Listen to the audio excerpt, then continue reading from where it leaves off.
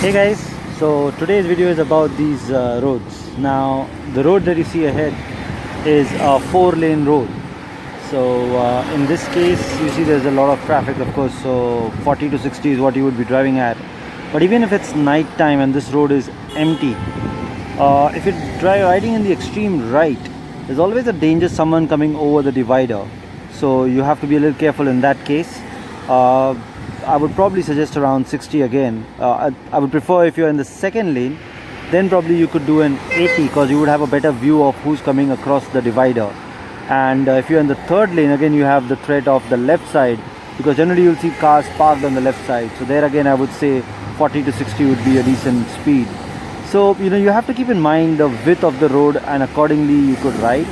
Now the good thing here is it's a 4-lane this side and 4-lane that side. So it's a well spread out road, but that might not be the case always. So let's see. Next up are these 3-lane roads. Here again, if you see, the divider is too high, due to which you have no visibility of the other side. So again, in the first lane I would probably be at 40 to 60. Second lane again I could probably be at 60, and the third lane is again down to 40.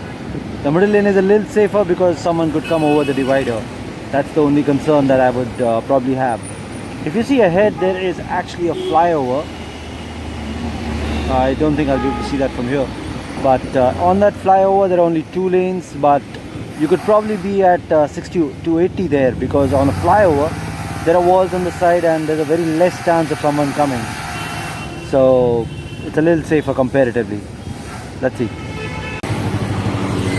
Next up are these 2-lane roads, where I would probably keep it at a 50 in the first lane and 30 in the second lane. Now I say 50 because here the divider is pretty open and you can see if someone is coming from the other side. So you have a better vision of the road. However, the surprise here is this. The lane suddenly becomes from 2.5 lanes to just 1.5 lane, and which leads to a lot of accidents.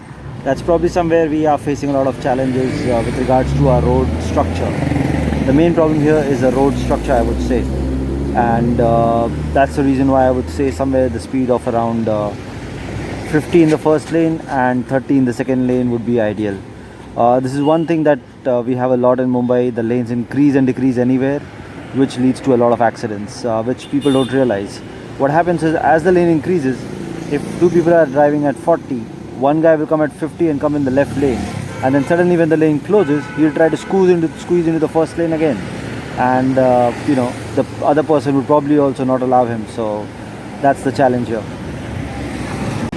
Next up are these single lanes, where it's just one lane there. You have one car ahead and one car on the other side. The ideal speed here would be around 40.